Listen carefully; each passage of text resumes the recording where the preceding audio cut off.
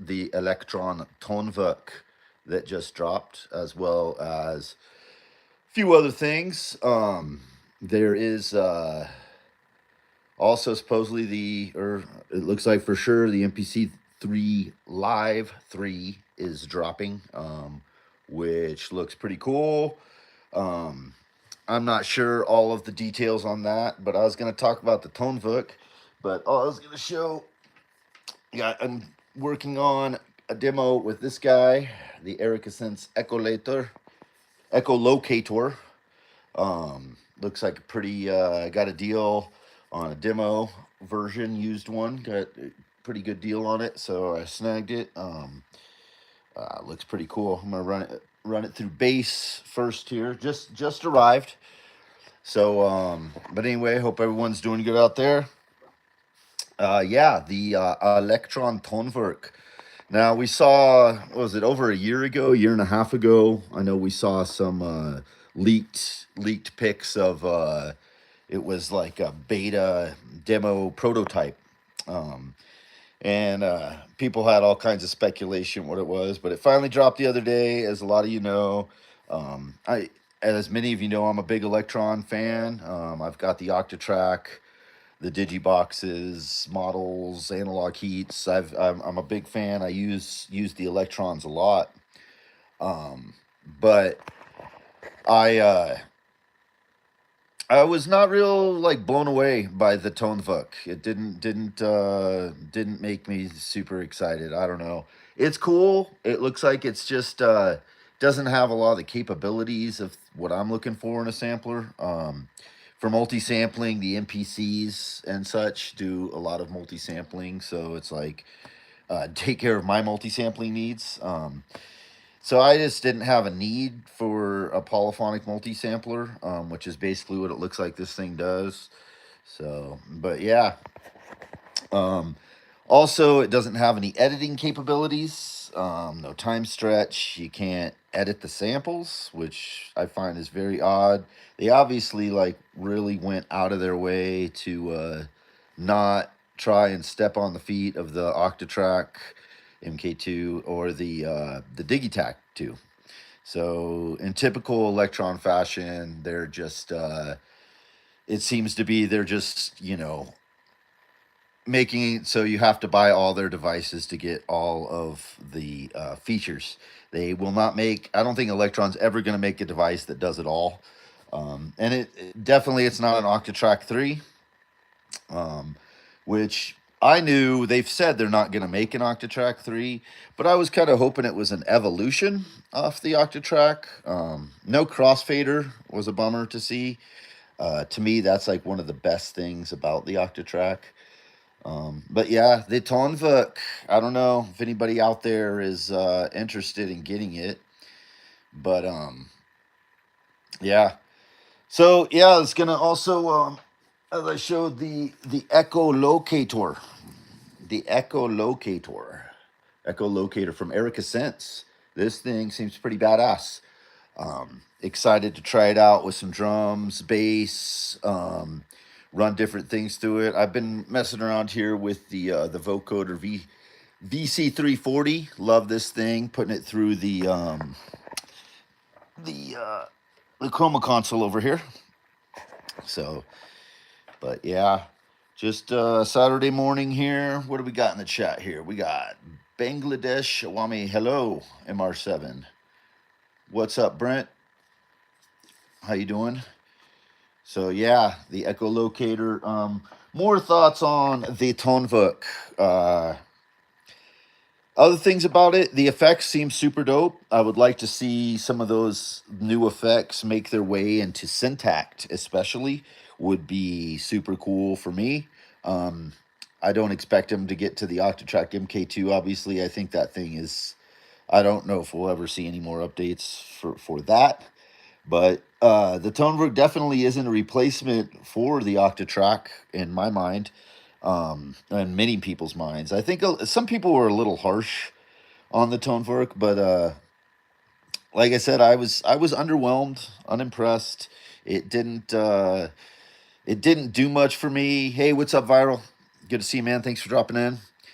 was talking about the Elektron Toneverk, and I was showing that I was gonna do some stuff with the Echo Locator with Erica Sense. Scored a cool deal on a demo version of this from my hookup. So, um, but yeah, the Toneverk, uh, just as far as if you're a sample head, it just seemed kind of like weird, like nothing to write home about or be super stoked on. Multi-sampling is just not that big of a thing. I mean, you can do that on your MPC one. I mean, for the price difference of capabilities of what that thing can do. Now, the super advanced routing features for all of it, and some of the and the effects and all that, super cool. But with only two inputs, it was just kind of a head scratcher to me on that. um, I thought that that was a weird choice to not include at least four mono two stereo inputs, along with the no sample editing. Like if you're gonna have a sampler, but you can't. Yeah, it's just really odd choices. I'm sure we'll see some stuff come in updates, but like I said, it was obviously like purposefully not to step on the Octatrack or the Digitac 2's capabilities, so that they force you in true Electron style to want, they're like, oh, make people want to have all the boxes to get all the things, which, whatever it is, 15, 1600 bucks or something, like I'm definitely not going to be snagging that. Not at this time. We'll see what it gets later, and what I might, what I might want down the road if it gets some advanced features. But like I said, as far as samplers go, I'm not going to be buying any more hardware for the significant future. And I know that's saying a lot, but and famous last words, but I am set, I believe, especially for sampling. The GR Mega is my newest sampler, the granular workstation, and that covers pretty much all the bases of the things that I feel that I wanted out of things like the MPCX or the Octatrack. Um, Now, something might drop that might intrigue me, but the only thing you're going to see me getting is things like effects and pedals from here on out. I've got enough like instruments and gear. Um, I do. I'm pulling stuff out and working on stuff. I'm trying to get some tracks done for this album. I've got a couple that are done, and I've got a third one that I'm pretty close to getting done. But yeah, let's see what we got here. Those MPC Live 3 prices. Those are MPC Live 3 prices. You're right, man. And I bet you anything that the MPC Live 3, if from any indication of what people are saying, is going to be like probably way more badass than what I think the Toneverk offers. Now, if you're just in the Elektron world and you work just with Elektron boxes, I totally see how it could fit for that. But if you're just like the majority of people who sample, make beats, do think, MPC Live 3, if it's got MP3 um Linstrument style pads, if some people have said, which I don't know. I know Roger Lynn has said that he's not working with Akai to release anything. He said that when, remember, like a year ago, he dropped those him with the MPC Live 2 and the Linstrument, and people asked like, "Oh, does this mean we'll get a new Roger Lynn MPC?" And he's definitely specified no, but that doesn't mean that he didn't license the technology, possibly, of the instrument pads, maybe to Akai the new for the new MPC Live 3, which would be crazy to see if they added that. If they added that kind of thing. Now I know people say it's got a mic input, right? What other features are they saying? I don't know. I'm kind of just in the wait and see camp. But if it's not a big improvement, if it's just like the MPC One Plus or the XSE, where they're just going to release basically the same thing with like 4 gigs of RAM instead of two, and like a mic input, then that's going to be pretty underwhelming as well. But I'm hopeful to see that like they do. I want to see some real advancement. Like I don't expect it. I don't expect it to make the obsolete the current other MPCs. I don't think they'd make the MPC X or it's definitely One Plus obsolete with whatever they release. But if it's got some cool new features like MPE pads and other cool things, I imagine it's gonna be released probably with a new huge firmware OS that will be compatible with the older MPCs, and I feel pretty confident that the XSE with its extra gig and stuff will be it'll still be able to function with the new OS and stuff. Now an old Live One or something I'm not too sure about, or the old we'll see. I don't know. We got what's up Tactical MIDI. River sounds good for melodic. Rivera sounds good for melodic stuff, but I'm gonna wait for a guy. Yeah. Yeah, the Live 3, man. That's a little more exciting to me actually, and that's weird because I'm normally I would be so excited about a new Elektron device, you know what I mean? Um Especially a new sampler, a flagship sampler, but it's kind of looking like this new device is a new mid-range in between like the Octatrack Rhythm MK2 and the Analog 4, their big flagships, and the Diggy boxes. It almost looks like it's like a mid-tier type thing, which I don't know, is that going to be the new flagship? Is that size? Hard to tell. But yeah, that's what I was reading some people saying that this is the new direction. They're going to have the Diggy line, and then they'll have this mid level, and then there'll be the top tier. Which the MK2 Octatrack is like forever, man. I don't know if anything's ever going to be able to top the capabilities of what the Octatrack can do. Um, it's funny because it's freaking ancient. It's over a decade old at this point, and there's still nothing on the market that can do the capabilities of it. So we'll see. But yeah, that Live 3 looks really, really cool. Hey, what's up, Rabbit? Wabbit? Good to see you, man. Thanks for dropping by. Let's see. They need to fix the current MPC stability. Really, you having issues with your MPC?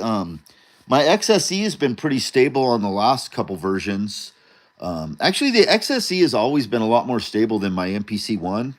My MPC one always had more crashes, but that was I never updated the MPC one's still on the old 2.0. I've only got the 3.0 on my X, and I haven't had really. I've only had a couple crashes since on the XSE ever, and especially in these latest ones, it seems really stable. Now there's a couple other minor glitches and stuff once in a while, but yeah, let's see what we got here. Hey, Synthfun, thanks for coming on in. MIDI. People need to chill on wanting something to replace the Octatrack. Be happy with it. I agree with you, Wabbit. Um, but I can also see for how old it is, there are a lot of improvements that could happen on the Octatrack. For me, mainly in just like the UI, file management, and workflow. It could be a lot faster. There's things, and I don't ever expect them to do an Octatrack MK3, and I think asking for that at this point is like ridiculous because they've said they're not going to do one. The people who developed that, I think one of them's passed away, and the other one doesn't work for the company anymore. So I don't think we'll ever see an Octatrack 3. But I would like to see features of the Octatrack implemented in some new stuff with improved workflow would be cool. That's what I thought we'd see in the Toneverk, but we didn't. The crossfader alone makes the Octatrack just. I mean, it's forever. It's gonna be. I'm never gonna get rid of my Octatrack MK2. It's got too much potential for all different. You can use it for so many things, and the live looping capability on it is my favorite. Which I don't know of any other device from Elektron that does live looping like that. Super cool, but let's see. Can't we just play more and be happy with our toys? Buy more records. Yeah, right? Yeah, I'm not buying any more toys. The only toys I'm buying here on out are effects. I love pedals and effects, and they're cheaper. You don't spend as much money. But yeah, I was just talking earlier. You won't see any more big hardware and instruments coming in my studio at all. But we need to just we're getting older. We need things slow. You're not wrong. You're not wrong, Rabbit. Let's see who we got. What's up, GearTube? Thanks for coming in. Sonic, what's up, man? Let's see. The Toneverk. Yes, we've been talking about the Toneverk. I mean, I would normally be so freaking hyped for an Elektron device, even if I don't buy it. But I've never felt more underwhelmed. Um, and not that it's not really cool for what it does. It's just really bizarre the features that were omitted that they and it's not bizarre actually because it's obvious they don't want to take anything away from Octatrack or Digitact.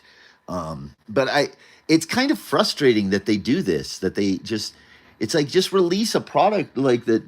Why have this? They want the whole line where you got to have them all. It's like Pokemon cards. You got to have them all, right? And I'm not gonna do that. I'm not gonna fall into that. But some people they exist just 100% fully in the Elektron world, and I understand this brings a lot for people who don't have multi-sampling.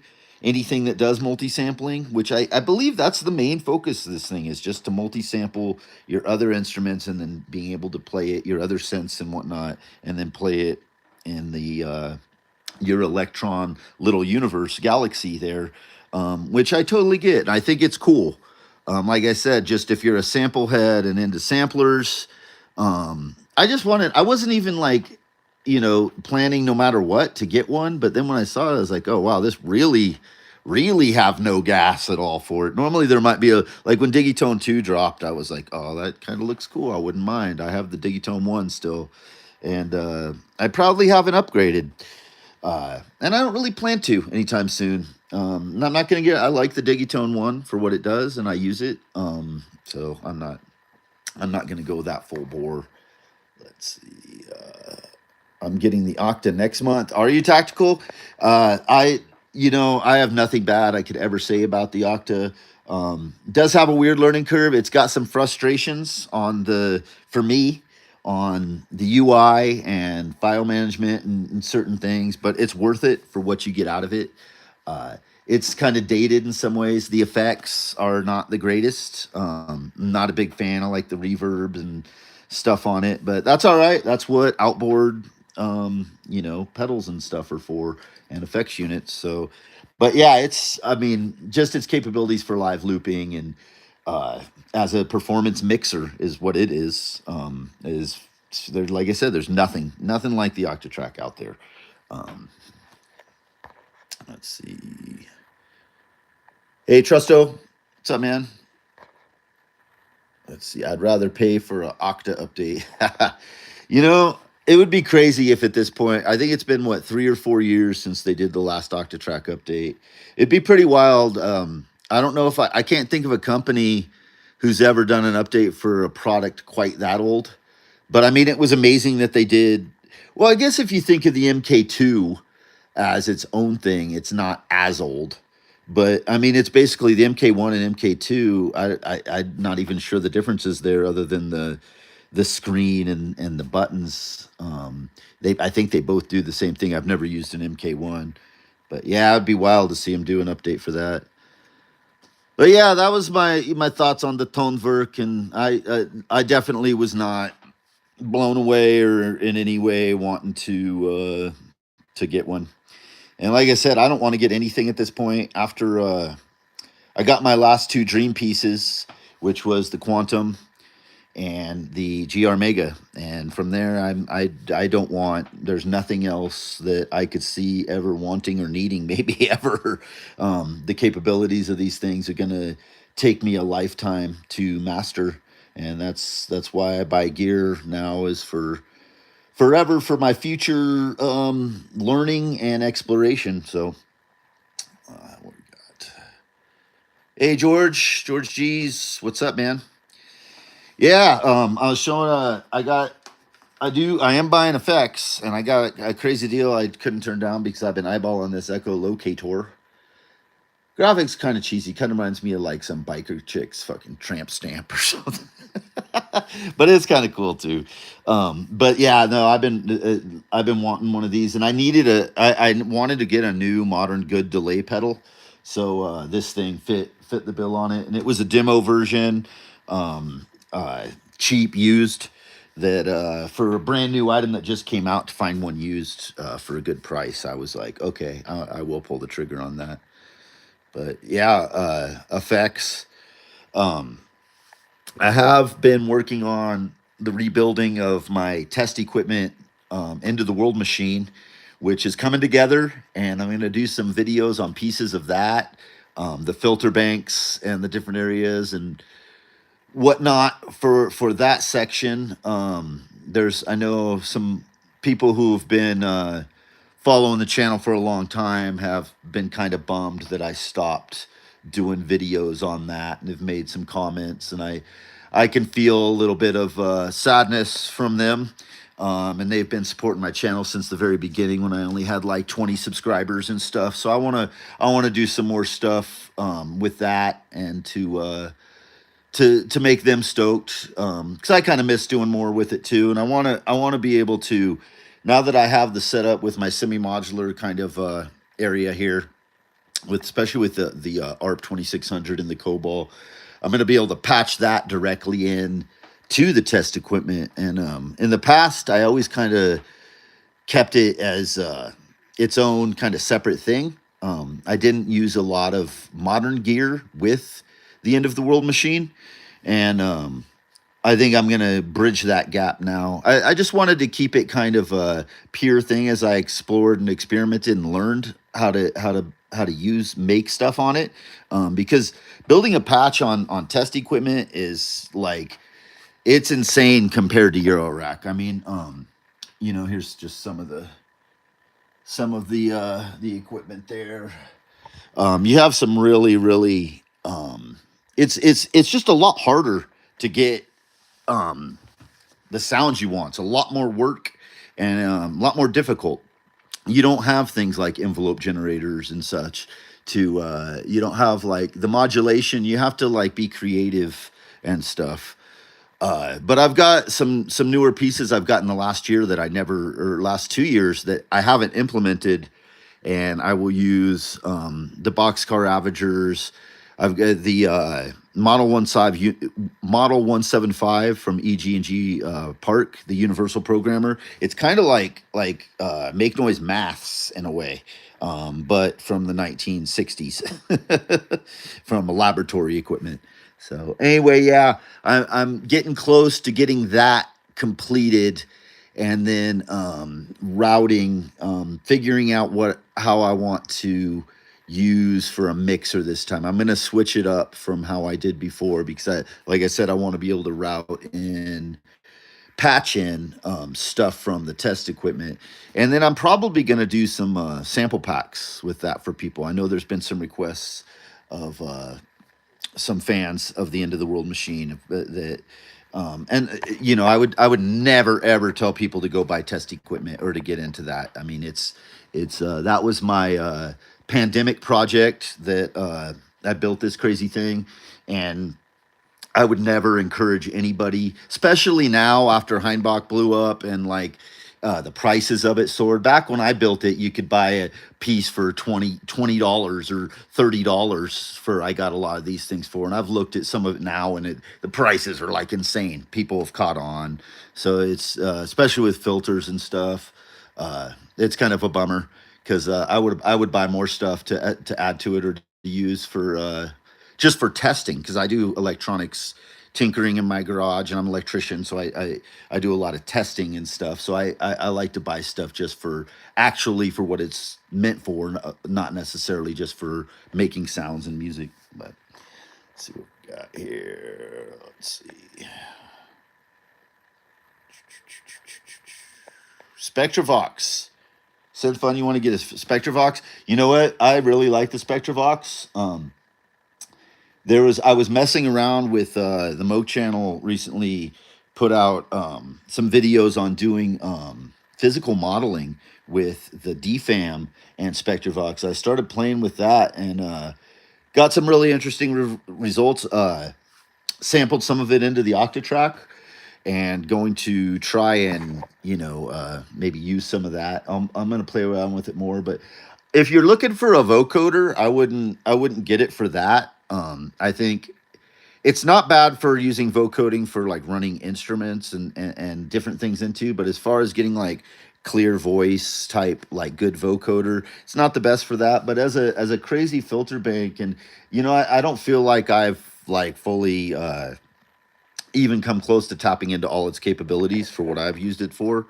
But I would recommend it as a cool device, and I'm pretty sure right now all of them are. Sure, you could probably find one cheap because a lot of people are selling the Moogs. You can usually find used pretty good, but they're all of these are $100 off for the next few months. I understand all of the Moogs, so a little bit better of a deal than it was. But yeah, Spectravox is dope. Let's see. George G says, "What's up? What's up, George? I need a room like mine. Big. You have too much stuff. See, that's the problem, George. Though, is the bigger your room gets, then you get more stuff, and then you need a bigger room, and then you need a bigger room. My At my old house before I bought this house, I had a huge studio, basically almost the size of the whole house. You can see it in my older videos, and it just got crazy, man. Like just more and more gear, and so my idea was to streamline it here and have just this limited space, and already it's expanded out a little more. But no, I hear you, man. It's frustrating sometimes to feel like you don't have enough room. But I say embrace that and use those limitations on whatever small amount of equipment you can fit in there, because having little smaller amounts of stuff, you can focus and master it better and just be more creative and more productive on. So don't dwell too hard on like being like, oh, I need more room, too much gear. Maybe just put some things away and just use a few at a time, and use 3 or 4 pieces at once instead of trying to hook up like everything at once. Just my 2 cents. Let's see. Oop. See, does the machine causes the end of the world, or it saves us from it? That is the question. I When I built it, it was during when the world was shut down. Is when I started. That's why it kind of got that name, the end of the world machine. Uh, I like to think it saves us from the end of the world, but maybe it's both. Maybe it caused it. Maybe it causes the end of the world as it attempts to save it. Maybe it's a crazy schizophrenic AI battle in its head. I'm not sure yet. The full story hasn't been written yet. There are chapters. We haven't reached the final conclusion of the end of the world machine, so it's hard to say for sure. But we will find out. We will find out. Let's see. I love gear too, George. Sometimes too much. can get I can get into testing equipment. I'm an electrician. Yeah, George, it's cool. It's fun. The only problem now is it's not as easily affordable, and that's why I kind of tell people, don't go pay hundreds of dollars for this stuff. Like when you back, I mean, you can still find deals. I grabbed something just a few months ago that would be a lot more expensive. What you got to look for is someone like you as an electrician and me. If it's a minor fit, it might be just a minor fix. Like I've had things where it's just a blown fuse or something, and they're like, "Oh, it's $20, doesn't turn on, so for parts are not working," and then you change the fuse and it works. So it could be a real easy fix. And I'd say for the parts are not working stuff, like man, 80 to 90% of the stuff I've bought has been functional with like very minor work. But it's those deals are harder and harder to find now, because test equipment, people, Heinbach and Lookmum No Computer became a lot more like big, and a lot of people now know about that. So yeah, I don't know, man. I wouldn't encourage it. Like I said, it's a lot of work, and it's a lot of the results can vary depending on it's a whole thing. But only get into it if you're really passionate about it. That's what I would say. Hey, this world needs a hero. What's up? We electricians are a special kind of people. We are, yeah. Sparkies, man. Good to know there's another Sparky brother in the scene here, George. We got what else we got in here? Not looking for the vocoder just to run drum machines. Yeah, yeah. Then if that's your aim, the Spectravox, dude, I think it's cool.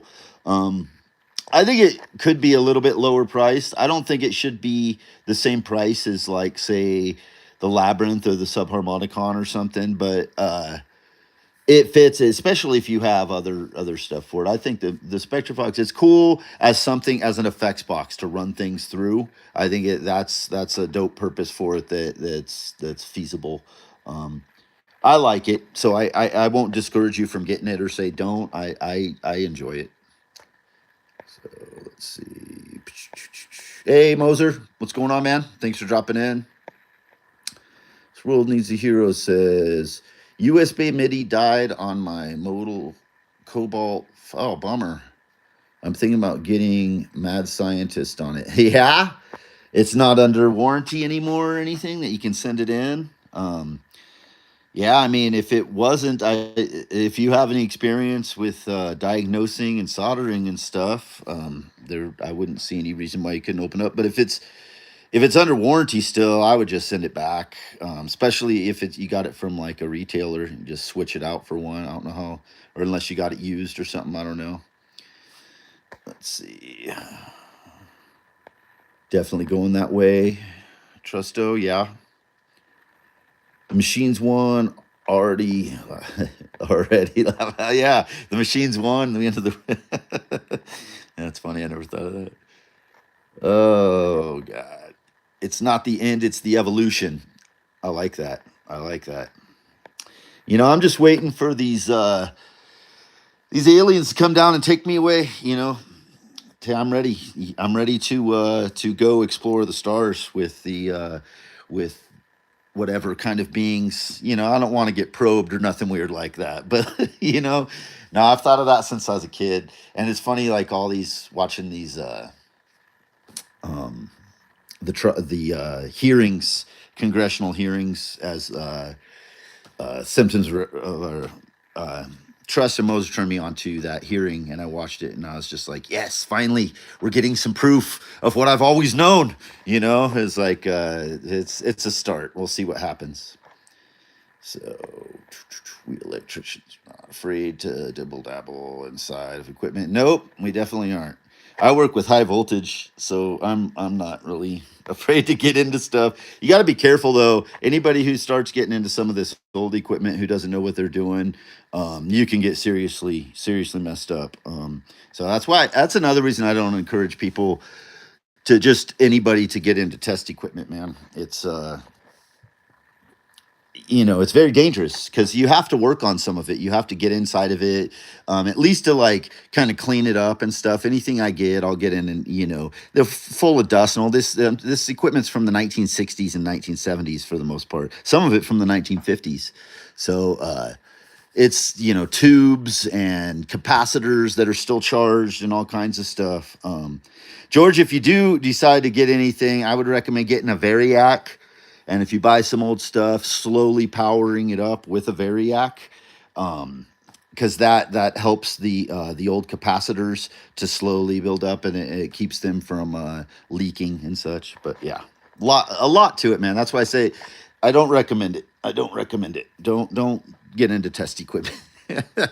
I'm too far down the rabbit hole now to not. I have, and it's a passion of mine. I enjoy it. So anyway, let's see. Wild times indeed. Yeah, man. Yeah, it's the world is really crazy lately. I've been trying not. I can't even look at social media lately because of it's just the negativity and weird. It's just a weird time in general. With everything going on, I'm not gonna ever comment on politics or anything on this page, but it's just it's just a sad state across the board of humanity right now. Just bums me out. I can't even look. I'm just like, People might say, "Oh, ignorance is bliss," and but if you're blissful and ignorant, then you're unaware. And I don't know. After years and years of caring and stuff, I find just I don't watch the news at all or anything like that. So, and I find I'm a much happier person.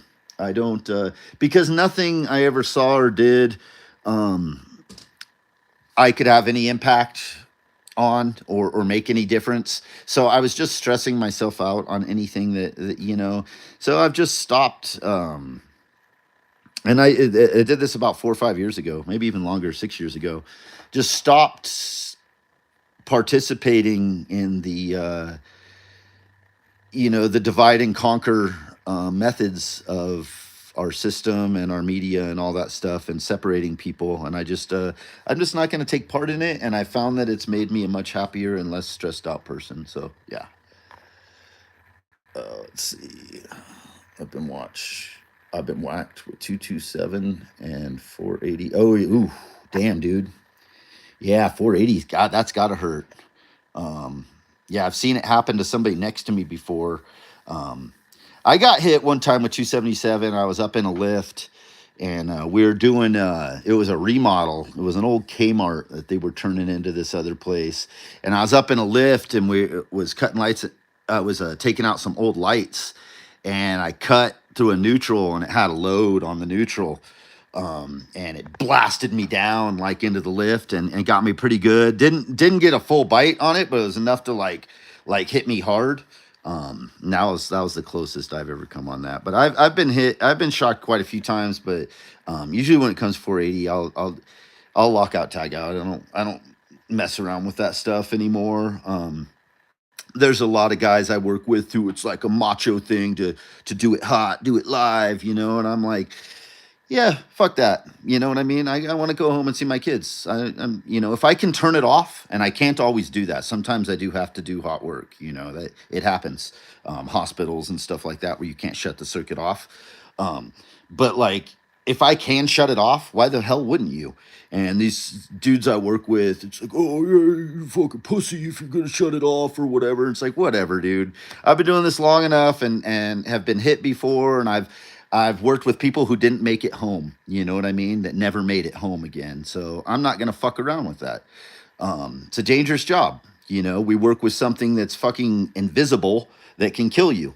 And it's funny because everybody thinks that electricians are like lazy or something.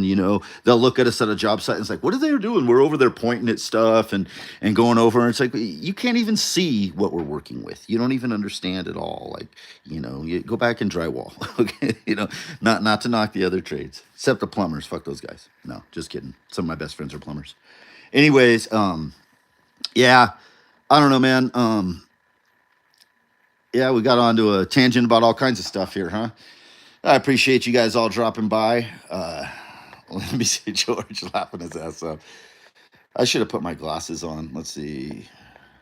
This World Needs a Hero says, not under warranty. The good thing is the being my first cent. It taught me to purchase from somewhere with at least 2-year warranty. Yeah. The Cobalt still works and has 5-pin MIDI. Oh, okay. Gotcha. Yeah, it's always nice to have that warranty. It sucks when it just goes out, like right after the warranty. I've had that happen, like something break as soon as the warranty. Like I think the SOAR guys, their thing for live streaming went out. Facts. Invest more time in us and music. Indeed, man. Indeed. I think our time here is limited.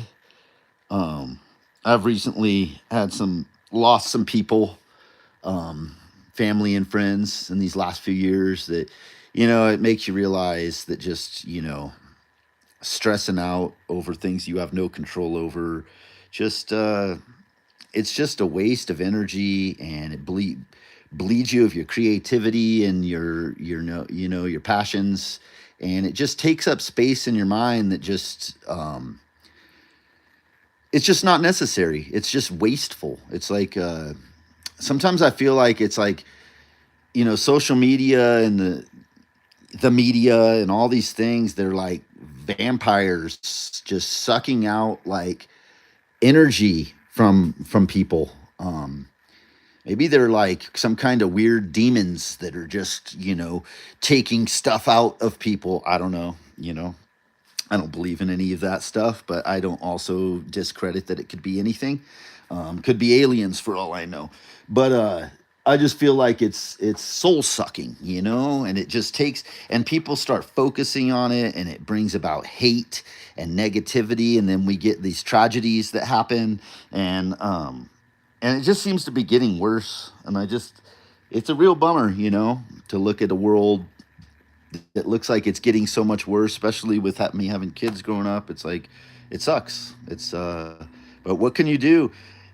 I find that just turning it off, taking a walk, talking to your neighbor. I don't think it's like they say it is. It doesn't feel like that. If you don't pay attention to the noise and all that of it, then I'm not saying it doesn't exist and there isn't bad things, but if you just talk to regular people, you'll find people with totally different viewpoints. If you actually have just a discussion, there's all kinds of common ground and all kinds of things we agree on and all kinds of things we can be, united on. And the media and all these things they're making money by keeping us divided. It's a profitable thing. And yeah, it's sick and disgusting. So anyhow, I like the videos, man. Thank you. Thanks, Tactical. Go with that gut feeling on energy vampires, bro. Yeah. Yeah. World needs a hero. Yeah, I really feel like that, it feels like since I stopped letting it in, you ever see that movie Let the Right One In? Well, that's not the right one. And that was a vampire. That was a weird vampire movie if you've never seen that. Some kind of, I forget, was it Swedish or something? Saw it years ago, but pretty good flick. I just, yeah, I feel like that, I just feel so much happier and like less stressed about things. And that doesn't mean I won't if there's not big news. And it's not that I don't want to know about what's happening in the world. It's just I don't want to know what all the talking heads say about what's happening in the world. I just want to know the facts. Back when I was young, and some of you are around or close to my age, the news just used to report the news. There was two in the newspaper. There was, the news, and then there was the op-ed, the opinion pieces, where they gave their opinion about the news, and that was a separate little section. And then slowly through the decades, op-ed and cable news is what did this. The op-ed became the news. So when you got the facts, it was through the lens of an opinion. Instead of just what happened, this is what we think about what happened, and here's our spin on it and our views, and from either side or what. I don't believe in sides either. I don't think there's different sides of anything. I think people can have beliefs and views on any where in the spectrum of beliefs, and they can go from all over the place. You can have one that's way this way, this way, this way. But yeah, watching that change, and then of course, with the birth of the internet and stuff, and how people can just spread misinformation, and it's just a sick, twisted, messed up world. And I'm done with the soul sucking vampires of the media and social media, and it's hard to just get just information that's just, just for face value. This is what happened. These are the facts, and not have any kind of lens to see it through or their shade of color. And I don't want to know why you think it happened or what thing. I like to think that I'm educated enough to make my own decisions on these things. So anyhow, yeah, and now it's like, and then in the last 10 years, they made news for whatever you believed in that like catered to your beliefs, and it could be totally false information. And now you can just like, oh, my news is real, and no, my news is real, and yeah, so it's just, it got to a point where I just had to stop and tune out altogether completely. Just cannot waste my energies at all on that shit.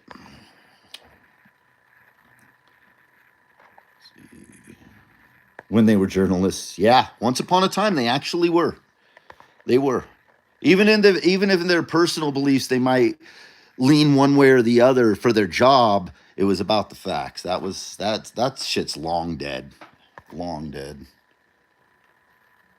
Remember when there used to be real news? Yeah, I remember when it started with like CNN and stuff. Here, I normally don't get into this shit on the channel, and I'm not going to get political or anything, but these are facts. I remember watching it happen in the first. I was in high school, in the first desert storm, and it was the first 20. CNN was new as the 24-hour cable network, and the thing was is they realized, okay, if we're going to show news for 24 hours, how are we going to tell the same story for if there's not that much going on? We have to make news entertainment. And then to make it entertainment, we have to give opinions and things and twist, not twist, well, yeah, twist things and twist words and twist. So that's when it came about. That's when they started, uh, you know, real news pretty much slowly died after that. And into the next decades, then we got Fox and MSNBC and all the in wherever we are now, whatever there is now, I don't even know. And it became, entertainment. And where it used to be, there was the 6 o'clock news or whatever, and that was just a half hour of these were the events that happened today. No opinion on it, just this is what happened. And I think that was better than having it as something of like, how can we make this one story last for weeks and make it entertaining? Of this girl got kidnapped or whatever, whatever the hell they're clinging on today. But man, it's a sad state of affairs. But anyway, yeah, went off on a tangent on that. I apologize to anybody who's not interested in that subject. They're like, hey, can you just talk about a guitar pedal again? Which I am going to be talking about the Echo Locator. Look at that bad boy. I've been so wanting a good delay pedal. And I have delays built into other things, but this thing's like a bad, bad boy delay. So I'm pretty excited about that.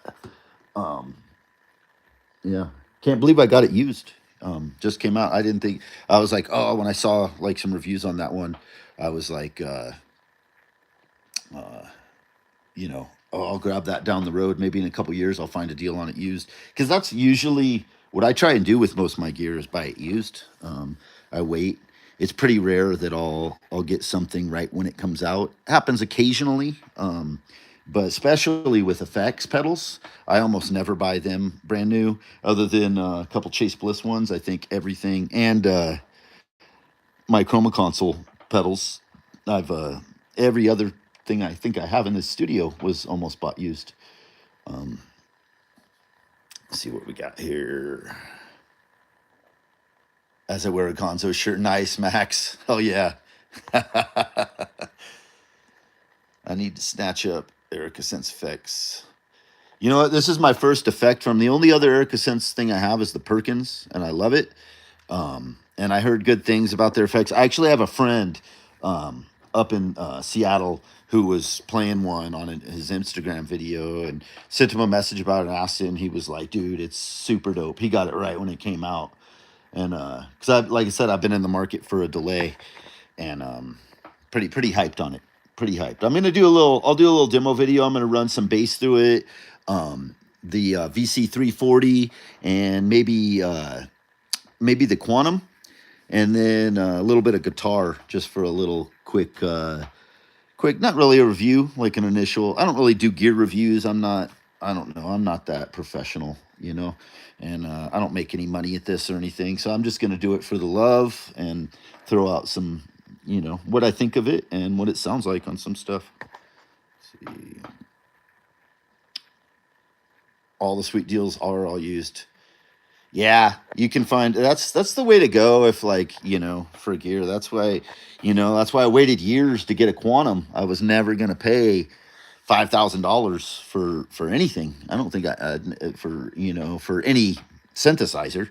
I might pay that for like a really nice guitar or a bass or something, but I don't know. I have a hard time paying for any electronic gear that price. So I waited years to find a deal and finally did. The Perkins is sick. Yeah, I need to. I'll throw that in. I was using that the other night. Thing is badass. Yeah, it's super cool. Because it's only got the mono out, but then it's got the individual sends. I went and dug out an old mixer, so I'm gonna run all the individual sends into the mixer, and that way I can like pan my hi hats and stuff like that. So that's one thing I gotta get out a drill, and I'm gonna use this mixer here.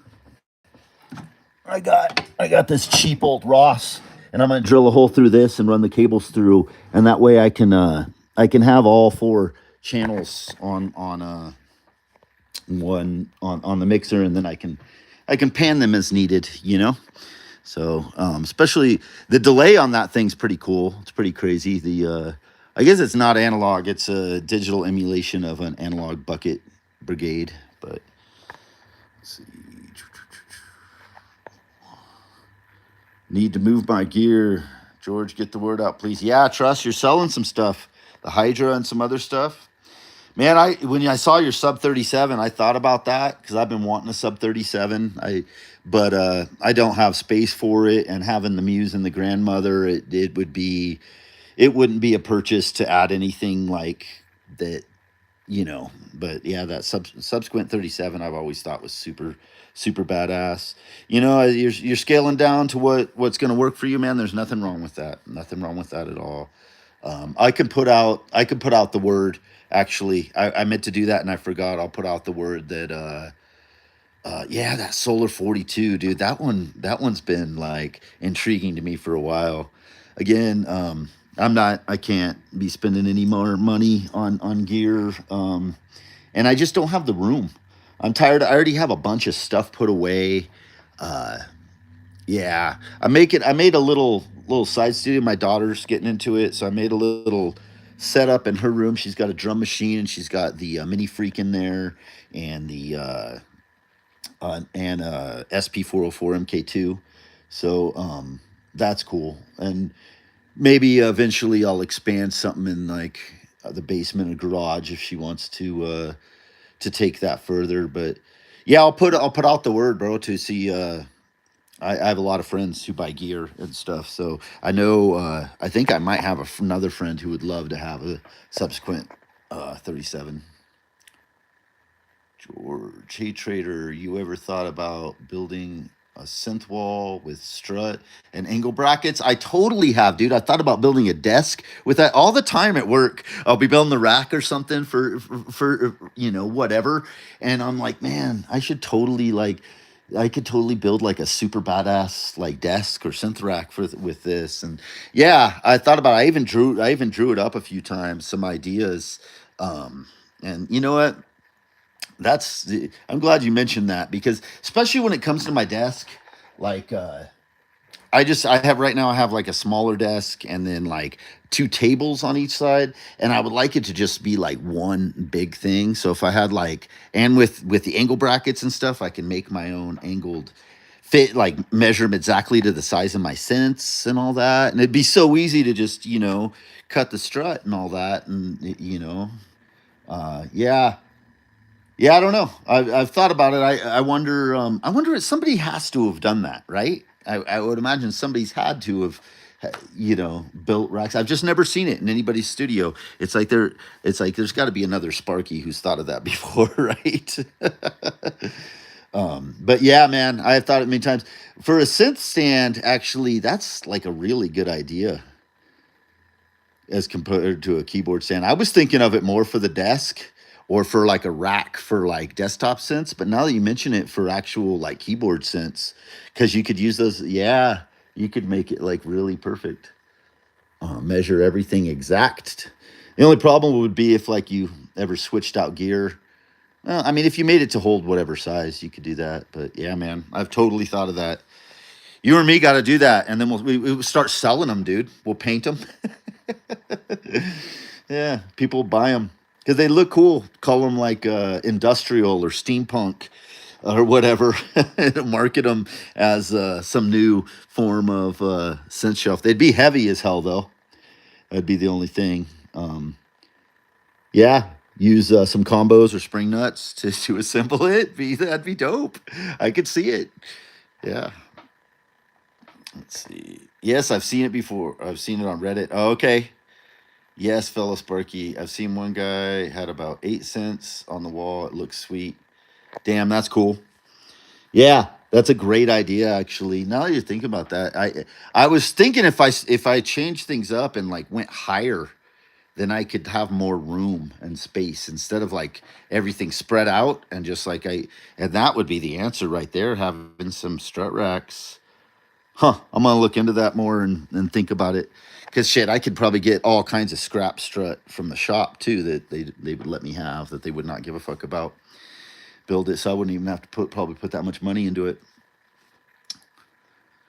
Yeah, well guys, I think I am gonna head out. I gotta run some errands, run by the pharmacy. I got a procedure coming up on Monday at the doctor. I'm not looking forward to, but it's got to be done.